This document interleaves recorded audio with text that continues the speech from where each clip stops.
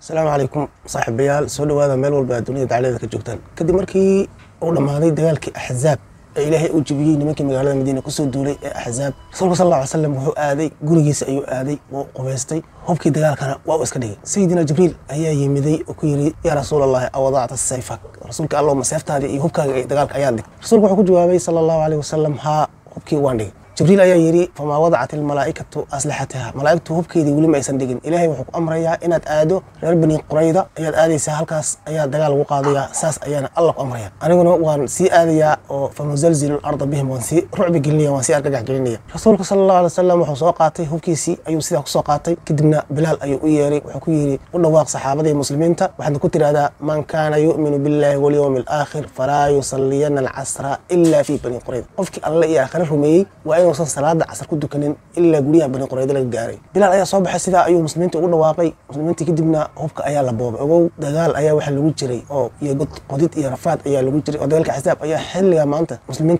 أمر كان لو بحنا أيو صلاة وهذا مسلمين معناتها يقول السنة ودجالك حساب معناتها سيعدوا وجبه كدمنا مسلمين مركي أمر كاس بسوق جاري هبك أيا لبوبي وحل آري نمك رير بني قريظة رير بني قريظة هدي أن كان بقى داوده نمكني waxay kamid ahaayeen 20 qabiil wax ka badan oo magaalada Madiina degan laakiin saddex qabiil ayaa ugu waaweynaa yahuud deganeed magaalada Madiina kuwaas oo kale ahaa Banu Nadir iyo Banu Qaynuqaa iyo nimanka la yiraahdo Bani Qurayza oo hadda aynu ka hadlayno labada kale qabiil waxaan kaga soo hadalnay muuqaal hore muuqaalkaas asaga daawo insha Allah si aad u fahanto yahuud magaalada Madiina degan iyo taariikhaha ku saabsan xilliga ay soo degeen iyo xaqii ay ku dambeeyeen si aad u fahanto muuqaalka hore soo daawo insha Allah taala markii la soo rogay in la aado Bani Qurayza muslimiinta dhan hubka ayaa la boobay sida ayaa waxa lagu aaday Bani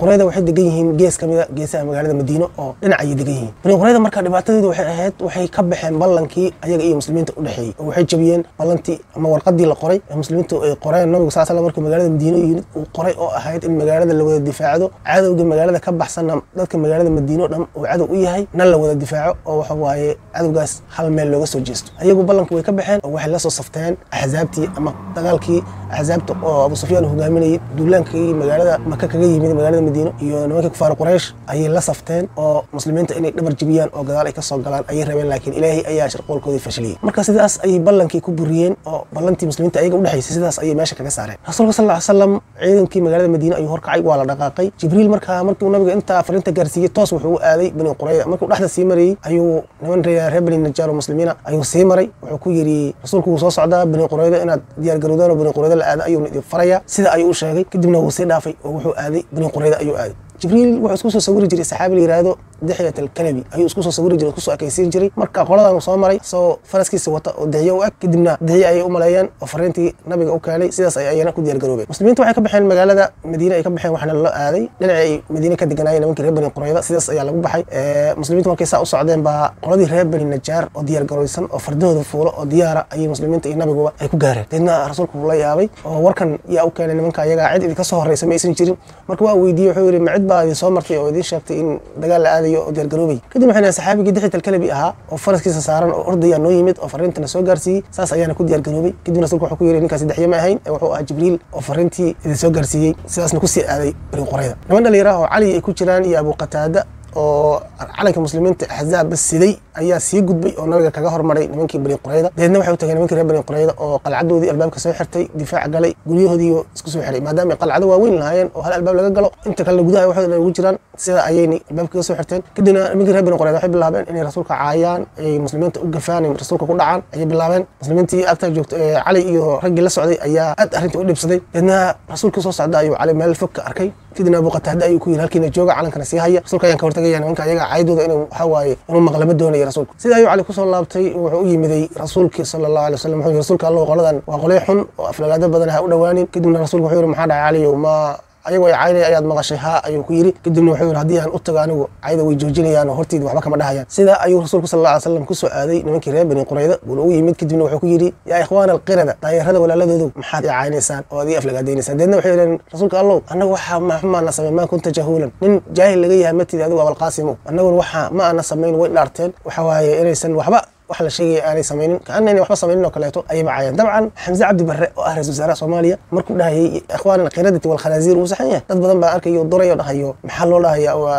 waxaas waxa cay oo hor dhamaata ay ahayd may rasuulka Allah ayaa ku yiri yaa ikhwaan al-qirada daayirada walaaladu ninka marka magacaas asaga in loogu dhawaaqay waa magac sax markii rasuulku soo gaariyay ciidankiisii muslimiintii kalena fariinta ay wada gaartay magaalada Madiina dhamaan waa laga soo dhamaaday 3,000 oo askari rasuulku hareerihiisa joogto muslimiintii diyaarka ahayd waxay soo gaareen Bani Qurayda guryahoodii xilligii habeenkii ayaa lagu soo wada aruuray xusiiso nabigu markii la soo baxayay wuxuu Bilaal ku yiri in ruuxii Allah iyo nabi rumay salaada casar yaanu dukanin illa Bani Qurayda laga gaaray saxaabadii markii halkan xadiiska fahamkiisa waa lagu kala qaybsamay inama waxay yiraahdeen rasuulku wuxuu ka wadaa salaada dukanina kama waday hal isbuubsiyo oo hal dhaqsado oo muxuu halka hal gaaro sida uu dhaqsiyaha badan ayuu rasuulku ka wadaa saxaaba kalena waxay dhahay maya ilaa aan halka ka tagno wax salaada casar ma dukanin sida darteed ba maalinta ragga qaas salaada casar ka tagtay oo bacda al-cisha inay dukadeen ayaa la wariyaa ragga kalena ay jidka ku soo dukadeen kadibna casarka intay dukadeen hadana socodkooda ay sida ay ku soo boobsiyeen oo saxaabadii labadaas qayb ay u qaybsadeen qayb markii amarka ay maqleen casarka dukaday kadibna socodka boobsiyay Bani Qurayda aaday iyo qayb casarka ba aan dukanin ilaa ay Bani Qurayda ka yimaadeen oo qoraxdii ka dhacday ifkuba waxa way u ka dumay kadibna ay sida salaadii ay ku dukadeen labadana rasuulka sallallahu alayhi wasallam wuu amaanay oo waxa weeye midna muusan canaanan labadiba wuu amaanay maadaama ay amarka rasuulka sallallahu alayhi wasallam ay labada dhinac ay u kala fasirteen halkii ayaa la wada yimid kadibna halkaas wuxuu rasuulku ka bilaabay go'doomin dheeraatay oo waqti dheer oo dagaalada waxba aan la isku reeban oo fallaaraha lagala daalay ayagoo qalcadooda saaran nimankii reer Bani Qurayda marka xaaladdu waa ku adkaatay 25 maalin ayaa go'doon la galshay oo aanan qof ayaga ka mid yihiin ama wax ay leeyihiin xoolo iyo toona aysan qalcada aysan ka bixin halkaas ay ku jireen oo fallaaraha iyo waxba lagu riday xaaladda ayaa aad u adkaatay waxa xukumayay nimankan nin la yiraahdo Kacab ibn Usayd oo hogaamiyahooda ama waaskooda ah Kacab wuxuu isugu yeeray nimankii Yahuuda wuxuu yiri niman yahow xaaladdu way ku adag tahay aad bay nagu adag tahay intaan kadib ma xamili karno go'doonka ma xamili karno wana arkaysaan xaaladdeenu sida ay tahay niman yahow ka warrama saddex mid kamid ah yeela saddex qorshe ayaan idin hayaa saddexda qorshe hadaad samaysaan waad badbaadaysaan haddii kale sooma dhammaanteena waan halaagsamayna haddaba waxay yiraahdeen soo day aynu aragno saddexda wuxuu yiri maxamed inuu nabi yahay waad garanaysaan diintii ay ku qoreed waad garanaysaan inuu nabi yahay idimana diidin inaad raacdaan ilaa inaad carabta xastiidaan mooy oo iskala weytiin carabta waxaad u maleynaysaan nabiga iman doono inuu yahay nabi ka soo jeedo yahuud laakiin alle halkii uu doono ayuu ka soo dirayaa ambiyadiis iyo qabiilka uu doono oo asaga ayaa doorashada iskale alle haddaba maadaama aad ogtihiin ninkan inuu nabi yahay kutubtiinana aad ku haysaan fariinta ay soo jeedinaya waa inaad raacdaan oo aad rumaysaan kadibna aynu la badbaadno nafteena iyo xoolaheena oo qofkii islaama wixii hore looma qabsanayo al-islaamu yajubu qabla halkaas ayaana ku badbaadaynaa sidaa darteed aynu rumayno Muhammad xoolaheena iyo nafteena aynu la badbaadno kadibna nimankii Yahuuda waa isfiiriyeen waxay dhaheen ما soconayso wallahi la nufariq at-tawrat annagu tawrat ma ka tagayna diinteena tawrat oo nimanku waa niman diintooda laazimsan oo ku dhagan diintooda soo diintooda maaha mid amraysan in nabiga raacaan oo ay ku qoran tahay tilmaamihiisa wax walba ay hayaan oo sababta Madiina u yimaadeen ay tahay nabiga aakhir zamaanka soo bixi doona inay yimaadaan nimanka iyaga waxay yiraahdeen ra'yiga ma qaadanayno ra'yi kale keen ugaas kadibna wuxuu yiri waxaan idin hayaa hadaba inaad muslimiintu wax ogiyeen yahuud inaanay dagaalamin maalinta sabtida ah maadaama ilaahay uu naga reebay inaan waxba sameynaba maalintaas ka warama haddii aan biri oo sabti ah maalinta waa jimco uu soo jeedinayo fikradda ayada maalinta waa jimco marka ka warama haddii aan biri oo sabti ah aynu weerar ku qaadno ayagu aan naga filaynin oo isdhigtay aanu weerarno kadibna waxaan gaarsiin karna aanu gaarsiino kadibna aynu isaga fakarno halkan oo aynu baxno adduunka ilaahay aynu qabanno kadibna waxay yiraahdeen la maalin sabti ilaahay caadadiisa nagu ridinayo anagu sabti waxba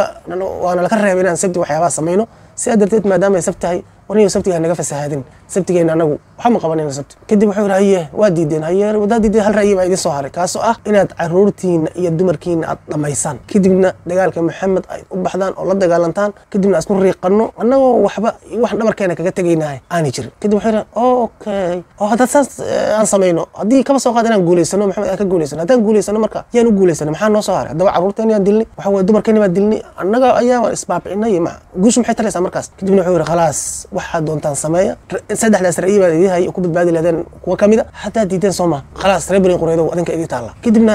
dagaalka ayaa sii dheeraaday xisaabka ayaa sii dheeraaday deedna waxay yiraahdeen muslimiinta ay la hadleen wax ku yiraahdeen Maxamed oo aynu wada hadalnay bal laga joojiyo falaara iyo dagaalka naga joojiyay waa laga joojiyay kadibna mid ayaga kamid ayaa soo baxay wuxuu u yimid nabiga sallallahu alayhi wasallam wuxuu ku yiri waynu isdhiibaynaa oo waxaan diyaar la nahay sidii yahuudi Bani Qaynuqaac iyo Bani Nadir ay u baxeen magaalada ay uga baxeen in annaguna uga baxno waynu baxaynaa qalabkeena waxayna qaadanayna waa baxaynaa nafasax waanu kaga guurayna magaalada soo nagu ma haysatid inaan ballanti ka baxno inaan dib ku nahay magaalada waanu ka tagaynaa waanu ka guurayna khalaas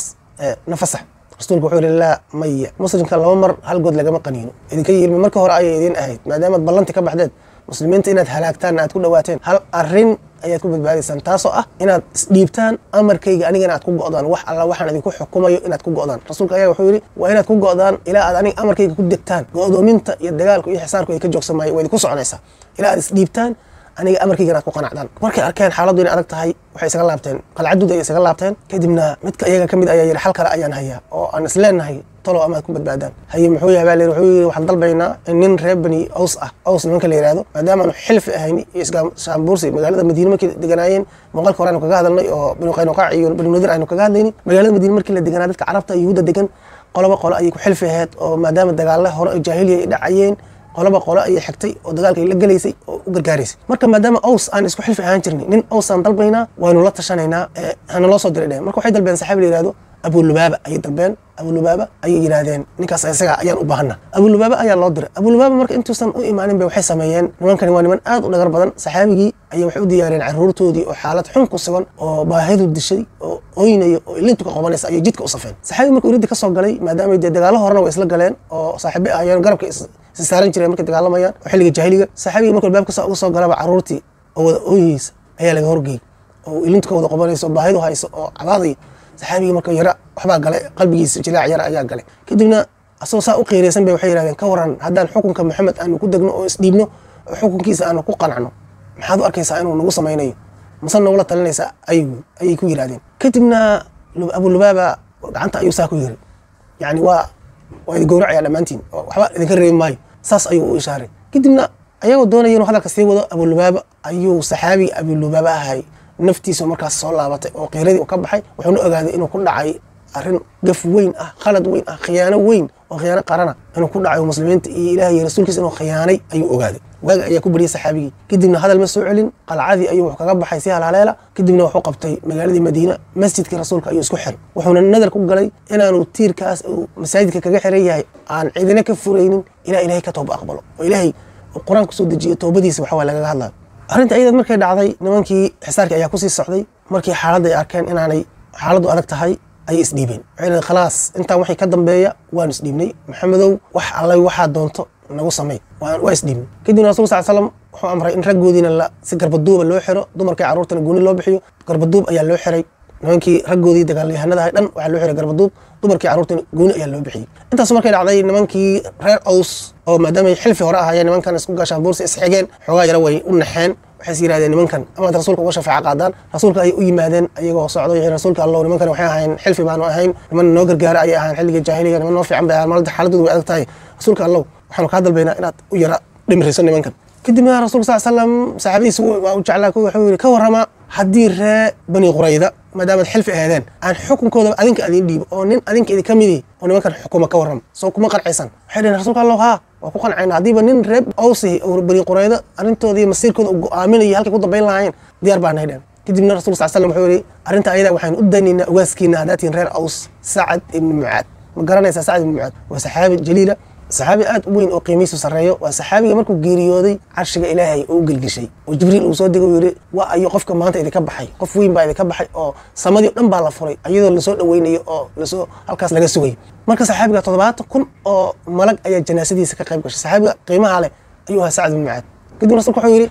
Sa'ad ibn Mu'aad ayaan u daynaynaa xukunka Bani Qurayda Sa'ad markaas waa dhaawac wuxuu joogaa qaymada rasuulka ama teendada rasuulka ayaa lagu daweynaya guriga rasuulka ayaa lagu daweynaya oo dagaalkii Ahzaab oo hadda aynu ka soo hadlaynay dagaalkii Ahzaab ayuu ku soo dhaawacmay oo halka isgoyska ama xusulka ayaa fallaaro ka gashay marka dhiigiisa ayaa aad u baxay halkaas ayaa marka lagu daweynayay guriga rasuulka kadibna Sa'ad ayaa loo fariin diray Sa'ad ayaa la doonay Sa'ad ay soo qaadeen muslimiintu reer Aws waa la keenay kadibna rasuulka Allah wuxuu ku yiri Bani Qurayda nimankii la ahay maantay xukunkoodu gacantooda ayuu ku jiraa dabada wada ninkan la yiraahdo Sa'ad ibn Mu'aad markii nimankan ay ballanta burinayeen wuxuu ku jiray niman rasuulku sallallahu alayhi wasallam u diray markii uu yimid warka ah reer Bani Qurayda inay ballanti ka baxeen warkaas markii rasuulku soo gaaray niman koox ah oo u diray si bal warka u soo hubsadaan ayaa waxa ku jiray Sa'ad ibn Mu'aad ayaa ku jiray Sa'ad ibn Mu'aad oo ugaaskan Aws ah iyo Sa'ad ibn Ubaada oo ugaaska Khasraj ah iyo Abdullah ibn Rawaha ayaa loo diray kadibna markii u tageen Bani Qurayda ay ku yiraahdeen ya Bani Qurayda waxaan maqlaynaa ballanti ka baxdeen maxaa ka jira ayay yiraahdeen Maxamed ma naqaano kadibna rasuulka ay ku dhaceen oo caayeen dhagaa marka ninka la yiraahdo Sa'ad ibn Mu'aad arintaas ayaa ku taagneed maadaama nimankan rasuulka ay caayeen markii asaga u aaday kadibna markii la keenay Sa'ad soo xanuunsan ee lagu yiri nimankii reer Bani Qurayda way isdhiibeen waa garbaduuban yihiin amarkooda wixii lagu sameeyay lahayn adiga ayaa laga sugayaa Sa'ad waxa ku soo xoomay nimankii Aws ahaa oo ugaasku waxay leeyahay Sa'adow nimanka wadagta waxaan isla soo marnay in badan noo heeliyeen nimankan niyo maanta u nax rasuulku kuguma dhiibin ilaa inaad u naxda mooyee nimanka u naxniyo oo maxuun isxaana maanta u sameey kadibna Sa'ad wuxuu yiri laqad aana li Sa'ad alla ta'khudahu fi Allahi lawmata laa'im waxa la gaaray xilligii Sa'ad aanay wax calool jilaaca mid canaantiis xilligii uusan ka cabsan lahayn ayaa la joogaa yiri ninka la yiraahdo Sacad kadibna waxa uu ku xukumay in dhammaan la gumaado la dhameeyo intooda dagaalyahanada ah carruurta iyo dumarkana ay noqdaan sabi ama maxaabiis ay noqdaan xoolahooda dhammaan muslimiinta loo qaybiyay ayuu ku xukumay in la laayo nin kasta oo qaan gaari oo dagaalka gali kara in la dhameeyo la dilo carruurta iyo dumarkana sabi loo qaato iyo qaniimo xoolahoodana muslimiinta loo qaybiyay ayuu ku xukumay waan ku soo kala dhaafay ninka la yiraahdo markii xaaladdu adkaatay Yuhuudda ee adkaatay waaskoodii Kacab ibn Asad ahayna uu soo jeediyay maadaama og yihiin inuu Nabi Maxamed nabi yahay ay rumeeyaan ra'yigan ay qaadi waayeen Yuhuudii saddex kamid ah Yuhuudii Bani Qurayda ayaa si dhuumasho uga soo baxday qalcadii nabiga ayayna u yimaadeen waana ay rumeeyeen waxa la oranayay Taclaba ibn Sa'ya Usayd ibn Sa'ya iyo Asad ibn Ubayd saddexdaas nin ayaa ka soo baxday oo islaamtay oo nabiga u timid oo diinta rumaysay nabiguna uu ammaan geliyay xoolahoodii iyo waxooda idilba way la badbaadeen ogow nimankan haddii iska islaami lahaayeen dhammaan qalcadooda xoolahooda iyo naftooda intaba way la badbaadinayaan laakiin miidaama dhigama leh haddii malag dhawaaqayo ayaan maqli jiray marka nimankani meeshaas ay ku dambeeyeen dhammaantood waxaa la sheegaa tiradooda in u dhaxaysay 700 ilaa 600 oo dagaalyahan inay ahaayeen dhammaantood godad ayuu nabigu inta u qoday oo la jeexay ayaa